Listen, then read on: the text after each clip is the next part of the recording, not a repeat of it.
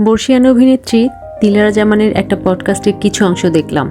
তাকে প্রশ্ন করা হলো, আপনি 20 বছর বয়সী দিলারা জামানকে যদি একটা ফোন করতে পারতেন, লাইভ দেখার পরে ওকে আপনি কি অ্যাডভাইস দিতেন?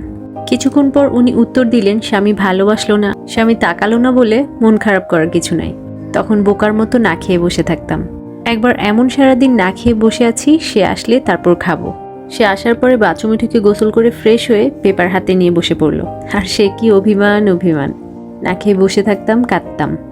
এখন মনে হয় এটা কোনো ওয়াইজ ডিসিশন ছিল না। আমরা মেয়েরা স্বামী সংসারের পেছনে সেলফলেসলি ইনভেস্ট করি। করতে করতে একসময় দেখা যায় পাওয়ার খাতায় বড় একটা শূন্য পেয়ে বসে আছি। অথচ অতটুকু ভালো নিজেকে বাসলে আজকে ওনার মতো এত বছর পর আফসোসটা করতে হতো না। তাই মেয়ে, তোমাকে বলছি, এখনই নিজেকে উজাড় করে ভালোবাসো, যাতে 50 পেরোনোর পরে 20 বছর বয়সী ওই তোমার কাছে ফিরে গেলে মিষ্টি হেসে নিজেকে অভিবাদন জানাতে পারো, বলতে পারো তুমি কখনো কোনো ভুল করো নাই, আফসোসের কোনো গুঞ্জাইশ নাই।